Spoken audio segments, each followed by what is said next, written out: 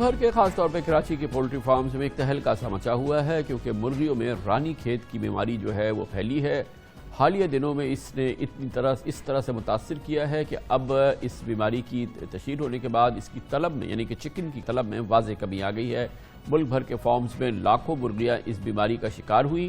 مرغیوں میں بیماری کی اس خبر کے بعد عوام کی جانب سے مرغی خریداری کا زور ٹوٹ گیا ہے اور چکن کی طلب میں کمی آنے کے بعد اس کے ریٹس میں بھی کمی ہو گئی ہے۔ چکن جس کی قیمت 500 روپے سے تجاوز کر گئی تھی اب 350 روپے تک آ گئی ہے۔ دوسری جانب آج کل چکن کے گوشت کے حوالے سے عوام کو خبردار کیا جا رہا ہے کہ رانی کھیت کی بیماری جس سے مرغیوں میں بڑے پیمانے پر ہلاکتیں ہوئی انسانی جسم کے لیے بھی مضر ہے تو کہیں مردہ مرغیوں کی فروخت کا انکشاف کیا جا رہا ہے۔ کچھ ماہرین یہ کہتے ہیں کہ مرغیوں کے لیے جان لیوا رانی کھیت کی بیماری مرغیوں کے یا اس کے گوشت سے انسان میں منتقل نہیں ہوتی اور یہ مضر صحت نہیں ہے۔ یہ کچھ ماہرین کہتے ہیں، ہم اس کی تصدیق کرنے کی پوزیشن میں نہیں ہیں۔ کچھ فارمز نے شکایت کی ہے کہ حکومت مرغیوں کے لیے فری ویکسین کا اعلان تو کرتی ہے لیکن یہ ویکسین مفت نہیں ملتی۔ مزید دیکھیے اس پوری صورتحال پہ ہمارے نمائندے خصوصی حماد عالم کی رپورٹ۔ رواں سال کے آغاز سے چکن کی قیمتوں میں اضافہ دیکھا گیا۔ جہاں اس کے ریٹ بڑھنے کی مختلف وجوہات سامنے آئیں، وہیں ایک بڑی وجہ رانی کھیت کی بیماری کی بھی بتائی گئی جو پولٹری کی 25% سپلائی نکل گئی۔ گزشتہ ماہ زندہ مرغی کی قیمت 340 روپے کلو کی ریکارڈ سطح پر پہنچ گئی۔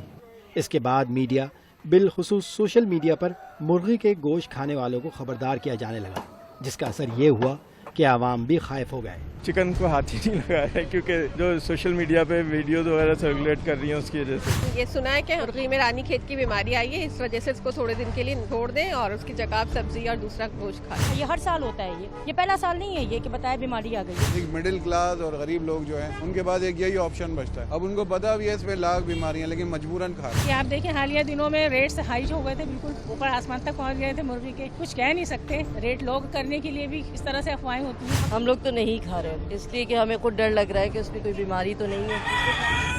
عوام کے اس ڈر کا نتیجہ یہ ہوا کہ چکن کی ڈیمانڈ گر گئی۔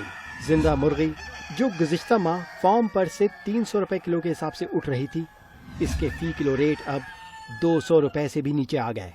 دکان پر زندہ مرغی کے دام 340 سے کم ہو کر 2 ہفتوں میں 240 روپے کلو ہو گئے۔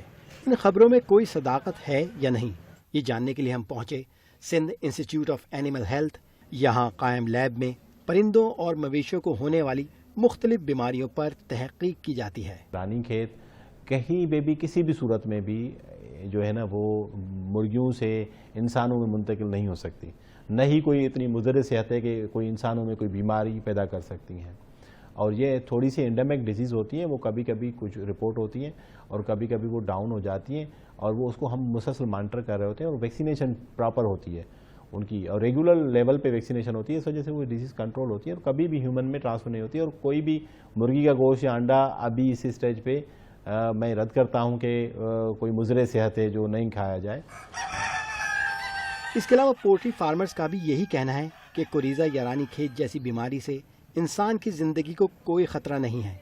مرغبانوں کے مطابق مختلف قسم کی افواہوں اور جھوٹی خبروں سے چھوٹے فارمرز کو شدید نقصان پہنچا ہے۔ میں پاکستان پولٹری ایسوسیشن کے حوالے سے اور ترجمان کی حیثیت سے بالکل یہ نہایت ذمہ داری کے ساتھ بیان کروں گا کہ اس سے کوئی بیماری جو ہے، جو نیوکیسل بیماری ہے یا رانی کھیت کی بیماری ہے، وہ انسانوں میں منتقل نہیں ہوتی اور کہیں پر بھی، چونکہ اس سے 20 لاکھ سے زیادہ لوگ اس کاروبار سے وابستہ ہیں، 30,000 سے زیادہ پورے پاکستان کے اندر فارم ہے۔ خدا نہ خواستہ اگر ایسی کوئی بات ہوتی تو آپ لوگوں کو کہیں نہ کہیں سے رپورٹ ہوتی۔